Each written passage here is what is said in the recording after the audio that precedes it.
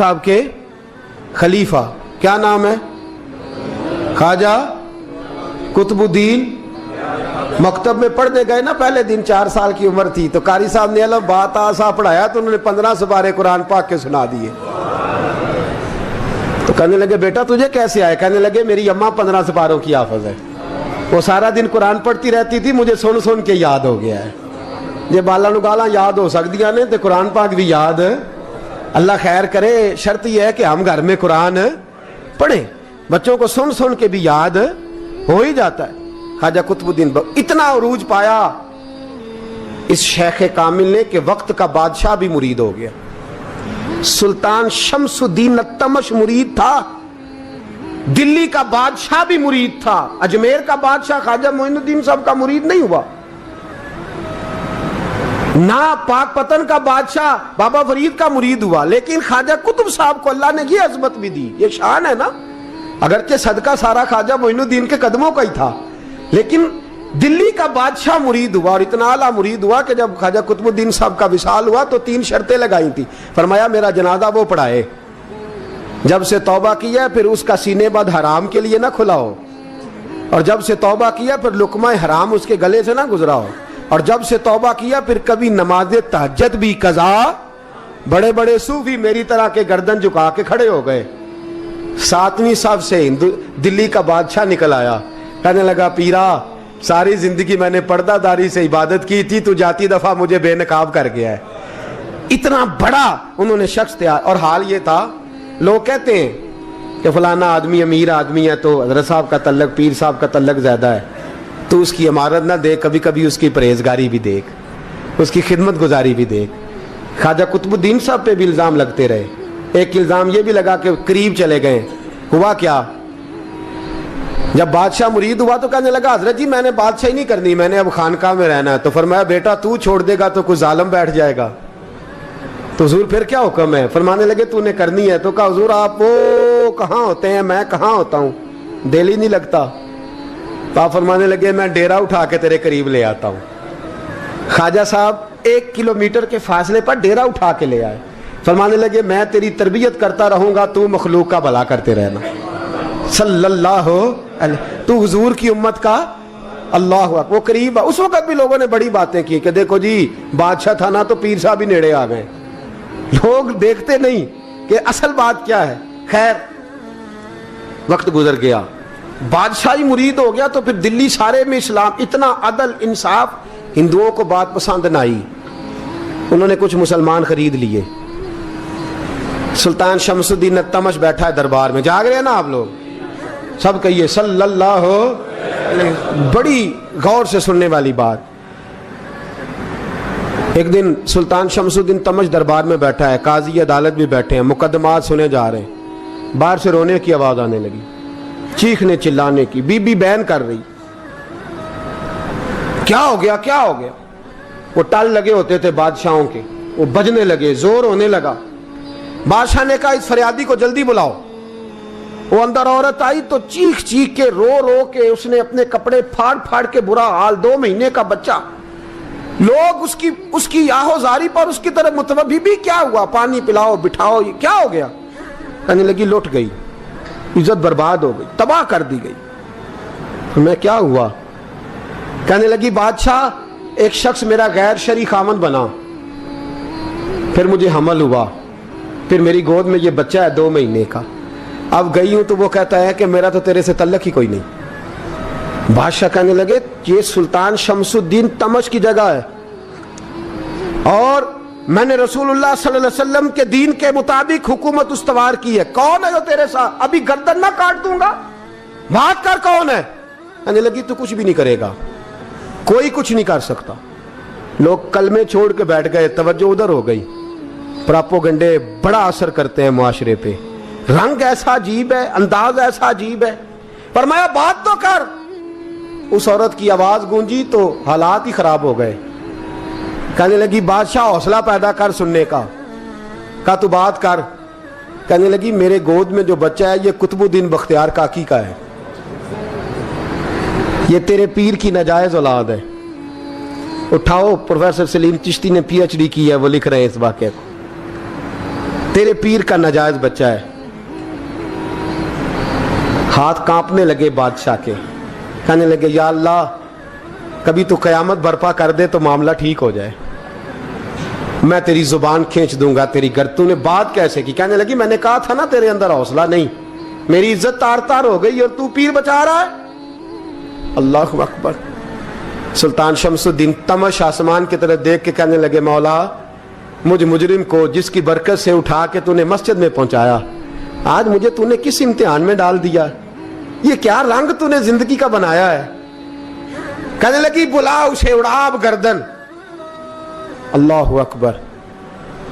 ख्वाजा कुतुबुद्दीन बख्तियार काकी, जरा उस जगह पे अपने आप को खड़ा करके देख मेरे दोस्त, जो शख्स दिल्ली के बाजार में निकले तो दुकानें बंद हो जाएं, औरतें घरों में घुस जाएं, जिसके नाम पर चर्चे हों दीन के, वो शख्स लाठी टिकाता टिकाता। उर्स मनाने आसान है, ढोल ढमक्के करके घरों को जाना आसान है, पर जरा इनकी राहों का मुसाफिर तो बन इन्होंने अंदाज क्या इख्तियार किया।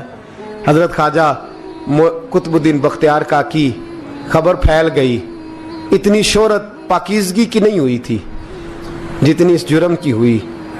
लाठी टिकाते टिकाते जब पहुंचे ना बादशाह के दरबार में, बादशाह उठने लगा, काजी उठने लगा, लोग उठने लगे, तो कुतुबुद्दीन बख्तियार काकी की आंखों में आंसू आए। मानने लगे बेटो बैठ जाओ, आज मैं पीर बन के नहीं आया, मैं मुजरम बन के आया। और कहा मेरे मालिक का इंसाफ भी देखो, दिल्ली का पीर आज दिल्ली की अदालत में अपने ना करदा जुर्म की सफाई देने आया। बड़ी लाठी पे टेक लगाई, दिल्ली की गलियां भी रोती हैं कि ये क्या रंग, अल्लाह ये तेरा क्या रंग है, ये ते मैं गुड्डी ते हथ डोर सजन दे, ओ जे सोना ही मेरे दुख विच राज ते मैं सुख नू चुल्हे डावां, पर यार फरीदा कदी बिल पे सोना,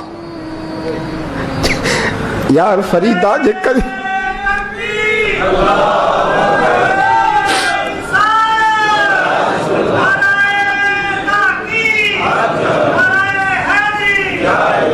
ये कदी मिल पे सोना, बस ओनू रो रो हाल सुनावा। टेक लगाई है, कहने लगी बीबी बोल दे गवाही। कहने लगी बीबी रब जानता है, रब का रसूल जानता है, पर मैं तुझे नहीं जानता, तू कौन है? कहने लगी अच्छा वो लोगों को भेज के तहज्जुद के बहाने पिछले दरवाजे मुझे अंदर बुलाना, रब तेरा भूल जाना। फिर रोने लगी, फिर मकर करने लगी। मुझे बताइए ऐसा कोई मुकदमा हो तो लोग क्या कहते हैं? यकदम हालात बदलते हैं कि नहीं बदलते? दिल्ली का माहौल ही बदल गया, सारा सारा रंग ही बदल गया। औरत तो हिंदू थी, उसने तो झूठ मूठ के कलमे भी पढ़ रखे। अल्लाह अकबर। ख्वाजा साहब पूछते हैं गवाह है कोई तेरे पास? तो 4 कलमा पढ़ने वाले खड़े हो गए। अल्लाह करे कलमा पढ़ने वाले बिका ना करें, आमीन तो कहें। तो खड़े होके कहने लगे हाँ हमने आते भी देखा है, जाते भी देखा है। ख्वाजा कुतुबुद्दीन साहब ने नजर उस्मान की तरफ उठाई, कहने लगे अच्छा जो तेरी मर्जी, मैं गुड्डी ते हथ डोर सज्जन दे, वो जिंज रखे उंज रहना है, वाजिब नहीं विच शरीयत मंदा खसम नू कहना। कहने लगे सुल्तान यार एक रात की मोहलत नहीं दे देता?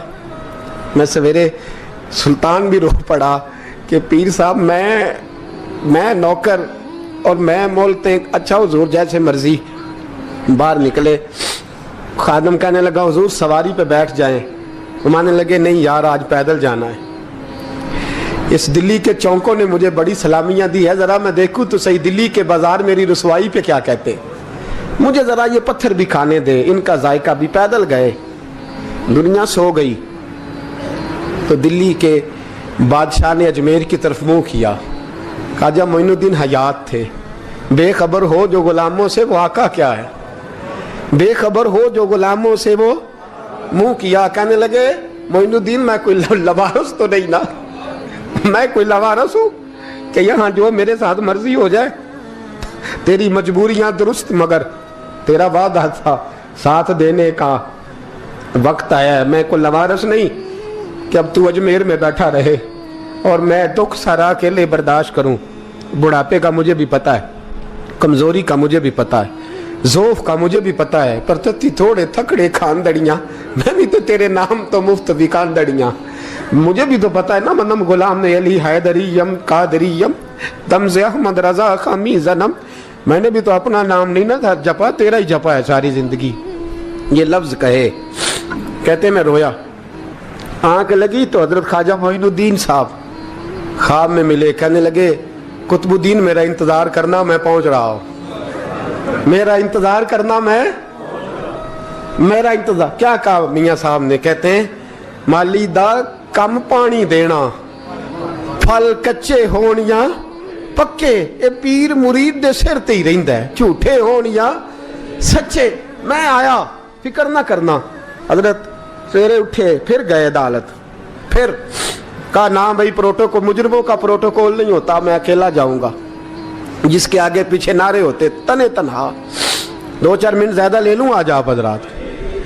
کہتے میں پہنچا عدالت اور جا کے جب کہا نا کہ ہاں جی حضور بتائیے، گواہ بھی خلاف ہے، مقدم بولیں، تو کہنے لگے مجھے میرے شیخ نے حکم دیا ہے کہ میرا انتظار کرنا.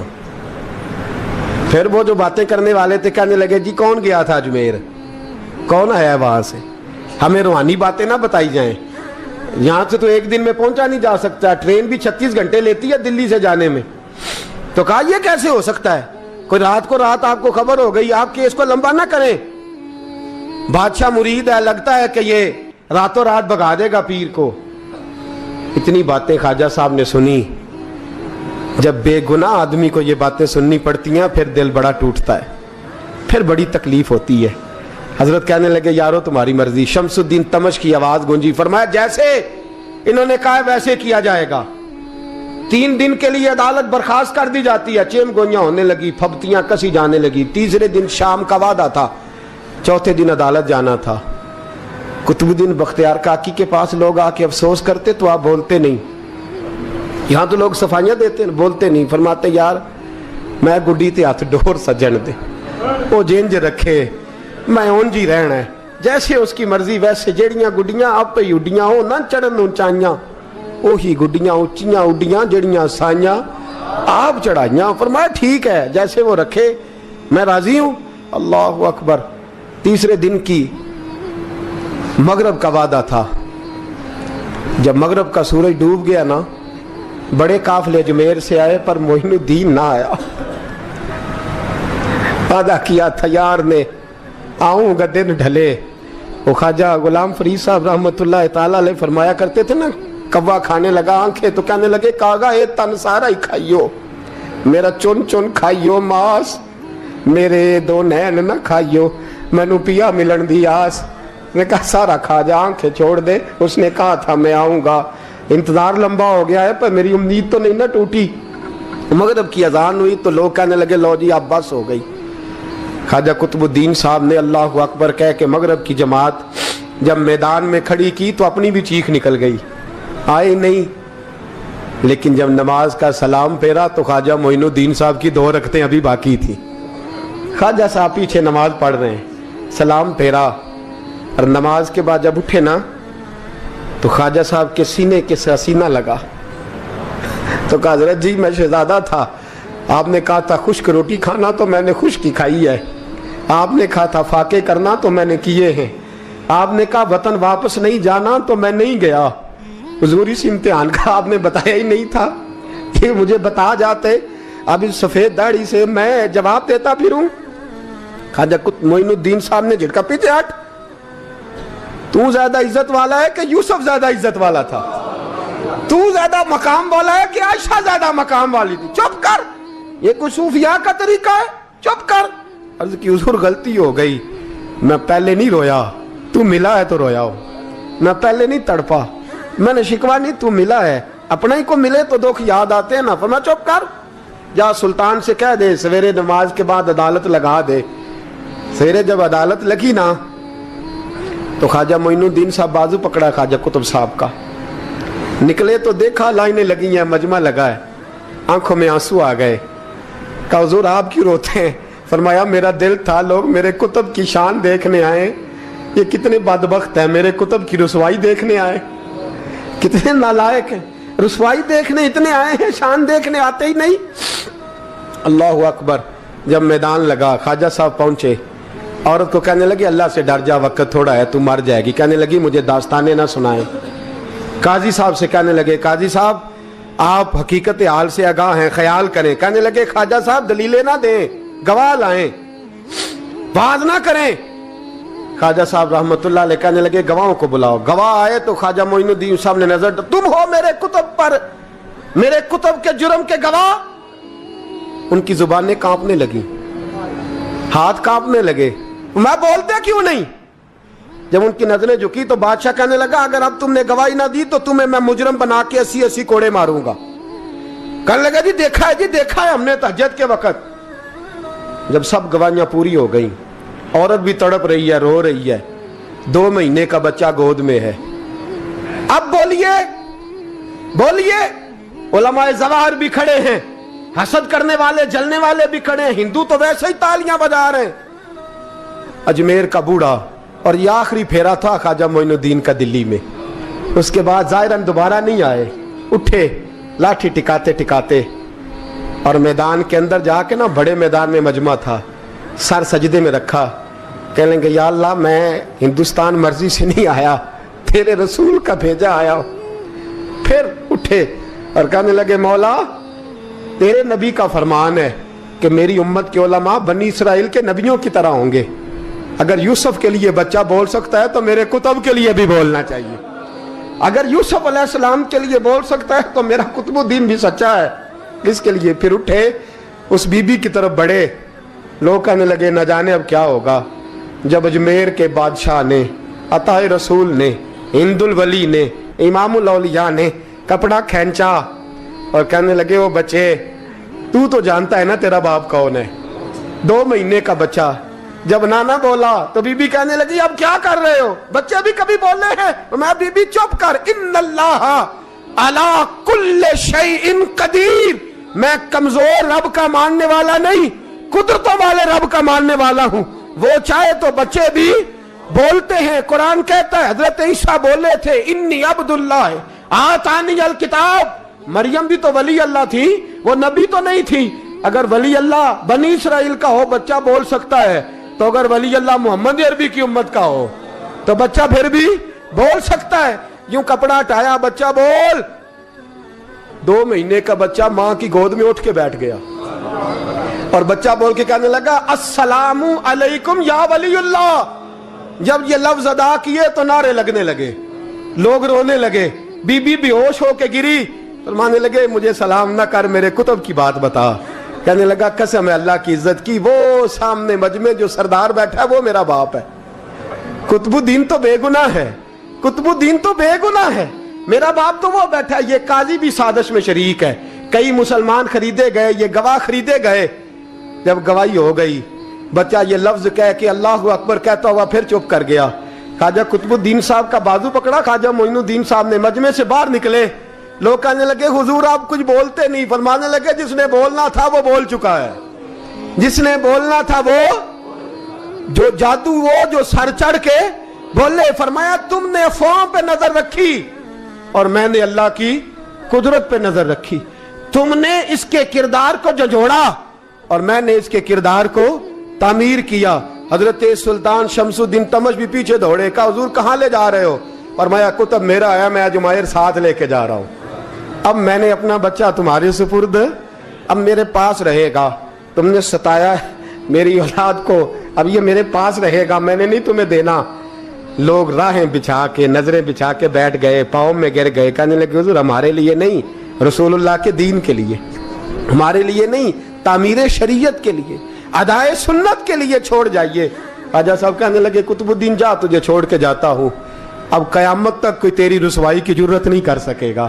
عزیز یاد رکھ، نہ افواہوں پہ لگا کریں، نہ کسی برادری، کسی قوم، کسی شخص کے بارے میں ایسی باتیں. یہاں تو لوگ گھڑ گھڑ کے چیزیں لاتے ہیں، گھڑ گھڑ کے چیزیں لاتے ہیں. ایک بزرگ کی بات لکھی جو تابعی ہیں، وہ فرماتے ہیں کہ ان بزرگوں کا طریقہ یہ تھا کہ وہ لوگوں سے چھپ کے نا پہاڑ کے پیچھے عبادت کرتے تھے، اور پوزیشن ان کی یہ تھی کہ کسی سے ملتے نہیں تھے. بالخصوص فجر کی نماز سے لے کر عصر کی نماز تک بکریاں رکھی ہوئی تھیں، ان کو چراتے رہتے تھے فرات کے کنارے اور نفل پڑھتے رہتے تھے. اس وقت کو ملنے بھی نہیں آتا تھا. ایک شخص بڑی دور سے ان کی شہرت سن کے آیا.